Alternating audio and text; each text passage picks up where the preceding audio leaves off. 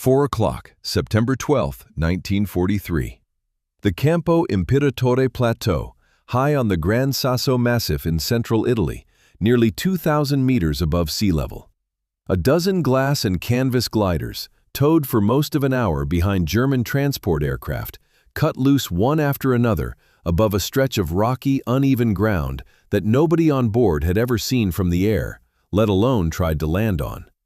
Below them sat a single isolated hotel, the Campo Imperatore, guarded by roughly 200 Italian soldiers, and somewhere inside it, under constant watch, the man the entire mission existed to reach.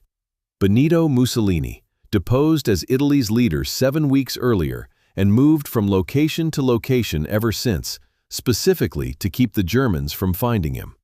The gliders had no engines, no second attempt available, and a landing zone that German reconnaissance photographs had badly underestimated for slope and surface. If even one glider broke apart on impact, the men inside it would be dead or incapacitated before the operation even began. 90 German paratroopers and a small attached team from the SS were about to find out, in the next 90 seconds, whether any of this was survivable at all. To understand why this mission existed, you have to understand what had happened to Mussolini in the 7 weeks before that afternoon. On July 25, 1943, Italy's fascist Grand Council, with King Victor Emmanuel III's backing, had voted Mussolini out of power and had him arrested the same day, ending 2 decades of fascist rule almost overnight. For Hitler, this was both a political humiliation and a strategic emergency. Italy was Germany's principal European ally.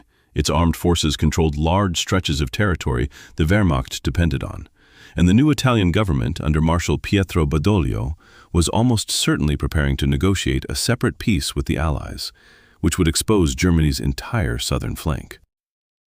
Hitler personally ordered that Mussolini be located and rescued, both to restore a friendly government in Italy and to deny the Allies the propaganda value of putting him on trial.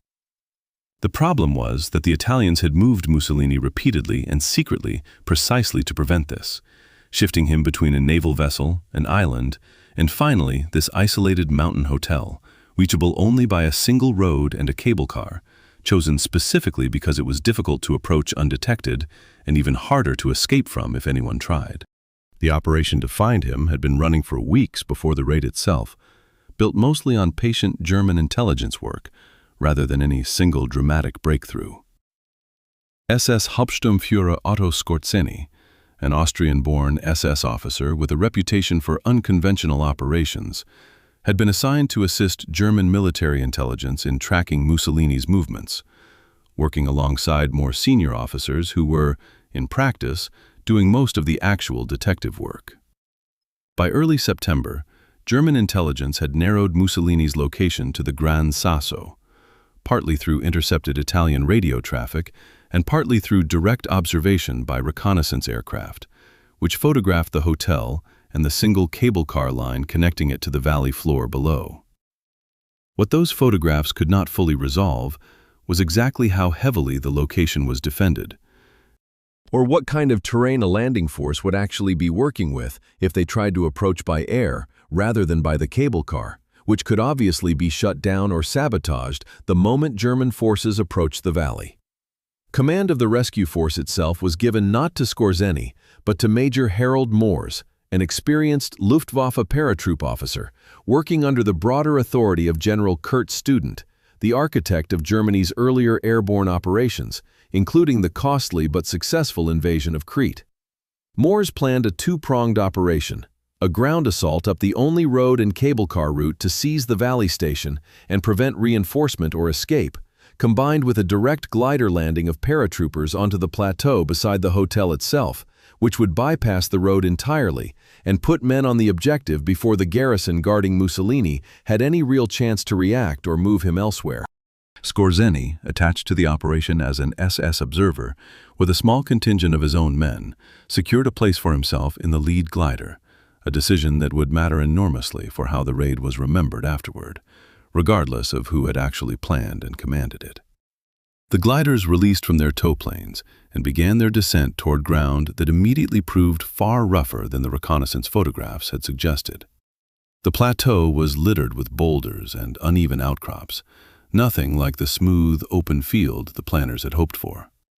Pilots fought to control aircraft with no engine and no second chance, several gliders striking the ground hard enough to crumple their nose sections or snap off undercarriage struts, though by a combination of skill and luck, none disintegrated outright or caused mass casualties among the men inside. Skorzeny's own glider came down hard close to the hotel itself, close enough that he and his men were on the ground and moving toward the building within seconds of the impact, well ahead of the schedule the original plan had allowed for. If a raid built around landing engineless gliders on a mountain nobody had properly surveyed, sounds like the kind of story worth following. A subscribe helps the channel keep finding ones like it.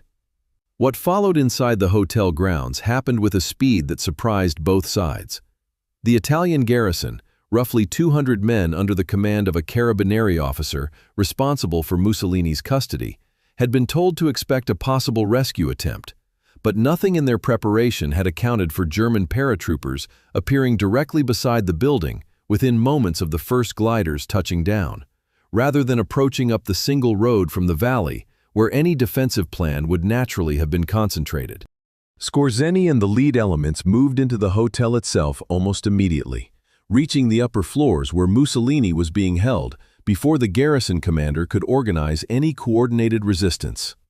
Accounts from multiple participants described the confrontation that followed as remarkably bloodless. The Italian guards, confronted by armed German paratroopers who had simply appeared from nowhere with overwhelming local surprise, chose not to fight. Skorzeny's own post-war account places himself at the center of the confrontation with the garrison commander, persuading him to stand his men down rather than risk a firefight that could endanger Mussolini himself. Whatever the precise sequence, the result was that the entire objective, control of the hotel and physical custody of Mussolini, was achieved within roughly 10 minutes of the first glider landing, without a single fatality on either side.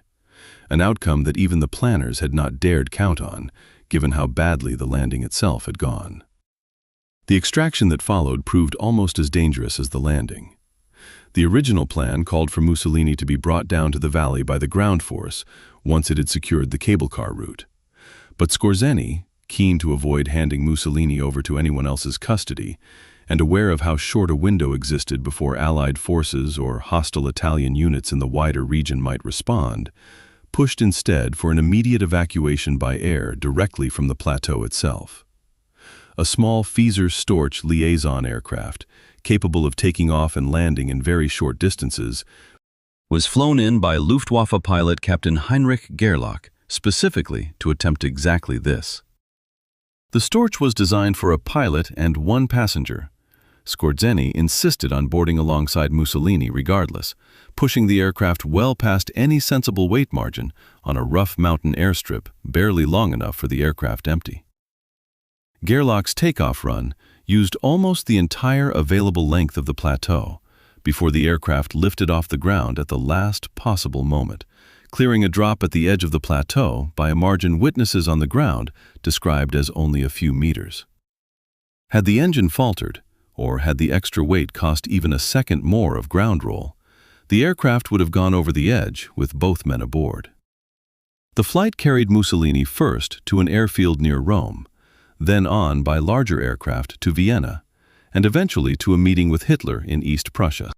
Politically, the rescue achieved exactly what Hitler had wanted. Within weeks, Mussolini was installed as the nominal head of a new puppet state in northern Italy, the Italian Social Republic, allowing Germany to maintain a friendly Italian government and continue extracting resources and manpower from the parts of the country still under Axis control, even as the actual military situation in Italy continued to deteriorate through 1943 and 1944. What happened to the men involved afterward diverged sharply, depending on which side of the operation they had stood on. Otto Skorzeny was promoted and decorated, and German propaganda built around him an outsized public image as the raid's mastermind and central hero, a reputation that persisted for decades afterward, despite the fact that Major Mors had planned and commanded the broader operation and had been present with the main force securing the valley approach throughout. Skorzeny went on to lead further unconventional operations for Germany, most notably Operation Greif during the Battle of the Bulge in December 1944, in which small teams of German soldiers wearing captured American uniforms attempted to infiltrate behind Allied lines, an operation that led to his post-war trial at Dachau on war crimes charges related to the use of enemy uniforms in combat. He was acquitted in 1947 on the grounds that wearing enemy uniforms behind enemy lines, while legally fraught, did not by itself constitute a clear-cut violation under the laws of war as then understood, particularly given testimony from Allied Special Operations veterans who acknowledged similar practices on their own side. Skorzeny escaped from an internment camp in 1948 and eventually settled in Spain, where he worked for decades as a business consultant, with reported, though never fully confirmed, continuing ties to former Nazi networks and intelligence circles, until his death in 1975. Mussolini's own fate was settled less than 2 years after the raid that had saved him. As Allied forces advanced through northern Italy in the final weeks of the war in Europe, Mussolini attempted to flee toward the Swiss border in April 1945, was captured by Italian communist partisans near Lake Como, and was executed on April 28, 1945, along with his mistress Clara Petacci, their bodies later taken to Milan and publicly displayed. A brutal and very different ending to the man whose rescue from a mountain hotel had once been treated as a triumph of German special operations. What the Gran Sasso raid proved, in the space of roughly 10 minutes on a single mountain plateau, was that the boldest part of any rescue is rarely the fighting itself. The hardest problem the planners faced was never how to overpower 200 guards once on the ground. It was getting onto that ground at all, on terrain nobody had surveyed properly, in aircraft with no engines and no second attempt, with a target who could have been moved or harmed the moment the alarm was raised.